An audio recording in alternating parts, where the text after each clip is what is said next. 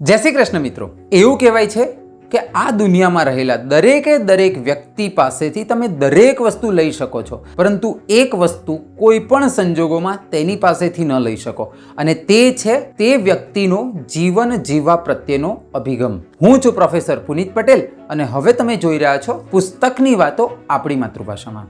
આજે હું જે પુસ્તકની વાત તમારી સાથે કરવાનો છું તે પુસ્તકનું નામ છે man search for meaning by Victor Frankl. આ પુસ્તકની વાત કરીએ તો આ પુસ્તક વિક્ટર ફ્રેન્કલે તેમના નાઝી કોન્સન્ટ્રેશન કેમ્પ દરમિયાન થયેલા અનુભવો લખ્યા છે. આ પુસ્તક હિટલરની નાઝી સેનાએ જે યહૂદીઓને બીજા વિશ્વ યુદ્ધ દરમિયાન જે કોન્સન્ટ્રેશન કેમ્પમાં રાખ્યા તેમાંના એક કેદી એટલે કે વિક્ટર ફ્રેન્કલે તેમને થયેલા અનુભવો આ પુસ્તકમાં લખ્યા છે. આ પુસ્તક સૌથી પહેલી વખત 1946માં જર્મન ભાષામાં પ્રકાશિત થયું હતું. ત્યારબાદ 1959માં આ પુસ્તકની અંગ્રેજી આવૃત્તિ પ્રકાશિત થઈ અને ત્યારબાદ અત્યાર સુધીમાં 2 કરોડથી વધુ નકલો 50થી વધુ અલગ અલગ ભાષામાં અનુવાદ થઈને વેચાઈ ચૂકી છે. આ પુસ્તક એટલું વિશ્વવિખ્યાત પુસ્તક છે કે આ પુસ્તક 28,000થી વધારે રિસર્ચ પેપરમાં આનો ઉલ્લેખ કરવામાં આવ્યો છે. આ પુસ્તકમાં આપણને એ જાણવા મળે છે કે આપણે કેવી રીતે આપણા જીવનનો અભિગમ નક્કી કરી શકીએ,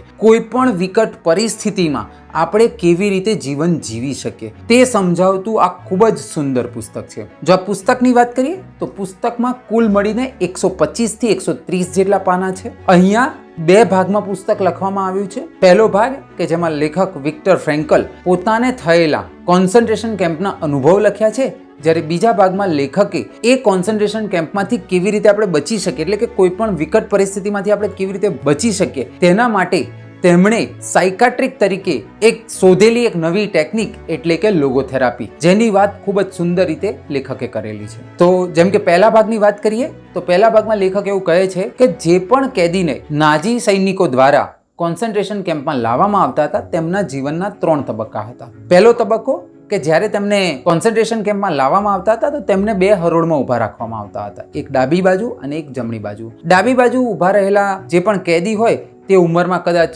વધારે હોય, તેઓ કદાચ અસશક્ત હોય અથવા તે ખૂબ જ નાના હોય, તો તેમને કેદી બનાવવાની જગ્યાએ તેમને જીવતા સળગાવી દેવામાં આવતા હતા. જ્યારે જમણી બાજુ રહેલા કેદીઓને કોન્સન્ટ્રેશન કેમ્પમાં લઈ જવામાં આવતા હતા. તેમની સાથે ખૂબ જ દયનીય વર્તન કરવામાં આવતું હતું. તેમના શરીર પર રહેલા દરેકે દરેક વસ્ત્રો ઉતારી દેવામાં આવતા હતા. તેમના શરીર પર રહેલા દરેકે દરેક વસ્તુને એટલે કે તેમના શરીર પર એક વાળ પણ રહેવા દેવામાં આવતો ન હતો. ત્યારબાદ તેમને પોતાની ઓળખાણની જગ્યાએ એક નંબર આપવામાં આવતો હતો અને તે નંબર જ તેમની ઓળખાણ થઈ જતો હતો. અને આમ વિચારતા જ દરેકે દરેક કેદીનું એક ઇમોશનલ ડેથ થતું હતું. હવે જે પણ કેદી ત્યાં રહી જાય છે તેમનું એક રૂટીન એટલે કે તેમની એક રોજિંદી કાર્યપ્રણાલી બની જતી હોય છે. તેઓને દરરોજ સવારે ઉઠીને ખૂબ જ વિકટ પરિસ્થિતિમાં કામ કરવા જવું પડતું. તેમને 2-3 દિવસના અંતે એક નાનો બ્રેડનો ટુકડો અને એક વાડકી ભરીને સૂપ આપવામાં આવતો હતો અને તેમાં જ તેમનું જીવન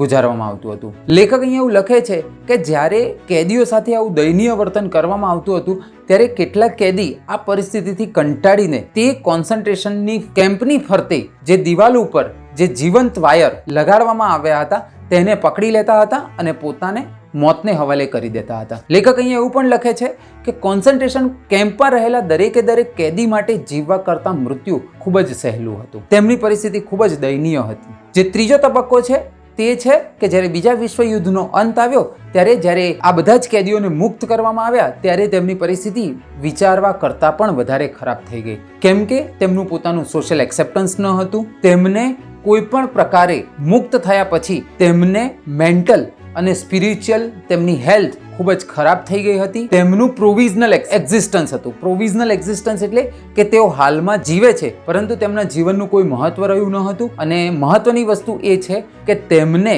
આ સમાજે કોઈ પણ રીતે એક્સેપ્ટ કર્યા ન હતા. એટલા માટે કે હવે જો આવી વિકટ પરિસ્થિતિ હોય તો માણસે કેમ જીવવું તેની વાત લેખક બીજા ભાગમાં એટલે કે લોગોથેરાપીમાં કહે છે. લોગોથેરાપી એટલે એવી સાયકાટ્રિક ટેકનિક કે જેમાં ભૂતકાળનો વિચાર કર્યા કરતાં ભવિષ્યકાળનો વિચાર કરવામાં આવે અને ભવિષ્યમાં શા માટે આપણે જીવવું તેના પર વધારે ભાર આપવામાં આવે છે. આ પુસ્તકમાં ખૂબ જ સુંદર રીતે લેખકે લોગોથેરાપી ઉપર વાત કરી છે અને અત્યારે મોટાભાગના બધા જ સાયકાટ્રિક ડોક્ટર્સ લોગોથેરાપીનો ઉપયોગ તેમની પોતાની એક પ્રોસિજરમાં કરતા હોય છે. આવી ખૂબ જ સુંદર વાત લેખક વિક્ટર ફ્રેન્કલે તેમના પુસ્તક મેન સર્ચ ફોર મિનિંગમાં કહી છે. હું એવું કહું કે જો આખા એક વર્ષમાં તમારે બીજું કોઈ જ પુસ્તક ન વાંચવું હોય તો તમે ખાલી આ એક પુસ્તક વાંચો અને તમને બહુ જ બધા પુસ્તકોનું જ્ઞાન મળી શકે એમ છે. અને હું અંતમાં કહું છું એમ, સમય અને પૈસાનું પુસ્તકમાં કરેલું રોકાણ તે હંમેશા સર્વશ્રેષ્ઠ વળતર આપે છે. હવે દર સોમવારે મારા સોશિયલ મીડિયા હેન્ડલ્સ ઉપર વધુ એક પુસ્તકની વાત આપણી માતૃભાષામાં. જય જય ગરવી ગુજરાત, જય હિન્દ.